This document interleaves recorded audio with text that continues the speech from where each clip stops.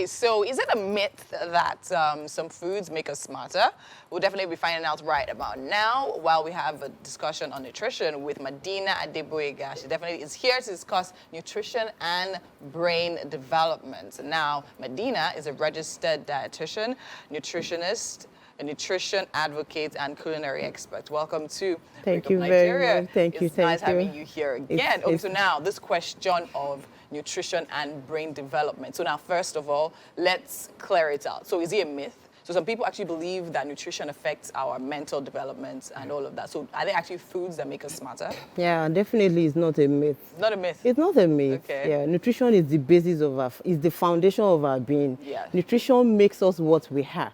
A pregnant woman that is not adequately fed will bring forth a low birth weight baby. And a low birth weight baby is likely to come down with neural defects, with, complications of organ development that will make their vital organ in the system not to be developed properly. And the brain is inclusive too. There are so many foods that we can eat that are superfood that will give us good cognitive development. Okay, so earlier I was actually having a conversation with you where we're actually breaking down class by class. Yeah. Before we get in there, now, can you just off the bat just give us examples of food that we can actually eat to make us actually smarter? Yes, egg is one of it. Eggs. Egg is very, very important. Okay. It's loaded with, fat, healthy fats, and it's loaded with, a vitamin-like substance we call choline. It is very, very essential for our neurological function. Okay, so now I have a question. Okay, before you move forward. So a lot of people believe that at a certain age you should stop eating eggs, or you should take out the yolk because of the cholesterol. Yeah. So what is the issue with that? So I personally grew up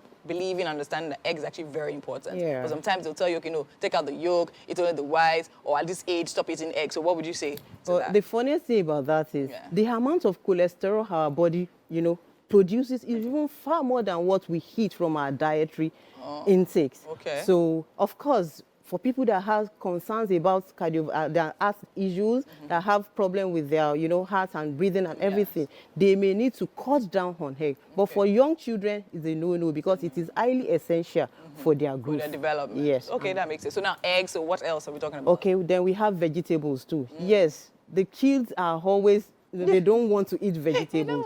But the mothers should know how they are going to do it through modifications, they should find a way, maybe chopping the veggies into smaller pieces and incorporating it into their diet. Make it, fanciful, use all these colorful, brightly colored vegetables so that it will be appealing to the child. So it's highly important. Leafy vegetables. Children don't want to eat it, but we should encourage them. Another one is fish.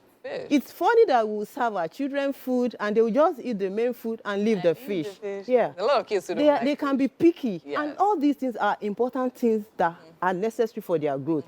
Fish has an important oil we call DHA. It's omega-3 fatty acid. And it's highly essential for their brain development, for cognitive, for learning abilities. So that's why you see most of our growing up milk these days that they will be fortified and enriched with DHA. So like I said initially, if you know that your child is the type that will not eat fish or egg, maybe when you are making their gruel or their pudding, break the egg into it so that the child will not see the egg. Or you flake the fish or the chicken, make it, cut it in tiny, and just incorporate it into the diet so that the child will be able to have a good dose of what you want. So, and you, the mother or the caregiver, you know what you are doing. You know your intention of loading them with those kind of nutrients. So you just must find a way of making sure that they eat it. Another thing I want to talk about is some things that we should avoid for these little children. Or we should give them in moderation. Sugar is highly important. So a lot of people actually believe that, yes, give them sugar, they're active, they need energy. Sugar gives them that. Of course, they need energy, but it shouldn't be too much. That's why I said moderation. Excessive sugar in the blood gives rise to high circulating blood sugar. And this can lead to insulin resistance. Even at that young age? At that young age. If it were for adults, that is automatic diabetes case. But for young children, once there is insulin resistance, it may cause, overload of sugars in the blood, and it will impair their cognitive development. It will impair their brain development. So we should actually control and cut down their sugar intake. So now we're talking about the energy they need. So now what kind of foods has the right energy and sugar content for kids? like I said, kids always want something sweet. But we should make sure that what we give them is more of carbohydrate food that are from complex. That was why I said gruels from grains, nuts and seed. You know, we should try as much as possible to encourage them to, you know, get to eat all this food, because they are what will actually, I mean, work in their system. If we indulge them in eating, you know, fast food that are loaded with sugars, with saturated fats, these are not really going to, it will just give them a pop-up energy that will give them, you know, that high they need instant. And once that one goes away, it's done.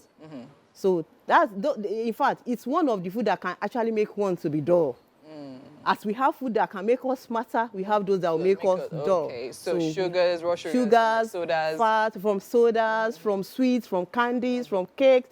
Of course, they are growing children. We can't deny them. That's why I said moderation. We should be able to control. Some parents indulge their kids. They load them with all this, you know, when they are going food as well. Fast food too. They are loaded with fats and sugars mainly. And so that's why everything should be in moderation. It should be in moderation. Okay. So now, earlier I asked you this question. That now, fine. You spoke about how, I mean, as a pregnant woman, there are certain things you need to eat to make sure that your infant, your child is actually growing properly. And of course, when the child is born as well. So I now spoke about how from the ages of, like, let's say 16, 17, 18 to like mid-30s and all of that, people seem to neglect their nutritional intake, right? But then again, when they now get older, they now start, monitoring and say, okay, fine, I'll cut down on sugar, start eating whole grains and all that. So what would you say causes that, and how can we actually change that? And what nutrition do we need in that space of time? Thank you very much. I think that is basically due to lack of awareness. They don't know what their physiology, their body physiology needs.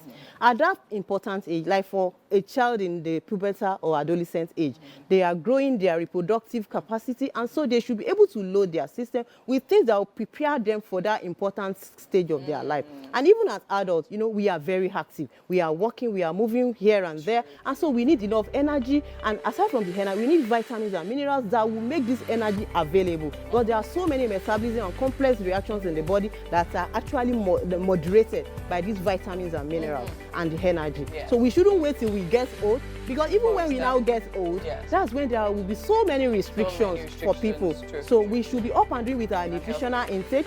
For pregnant women, women should know that before they get pregnant, they should always prepare for pregnancy.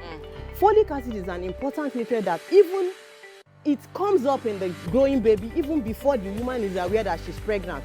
So maybe like few months to when you are planning to get pregnant, get enough dose of folic acid, iron supplement, so that even the reserve will work for your child. The growing baby is like a parasite.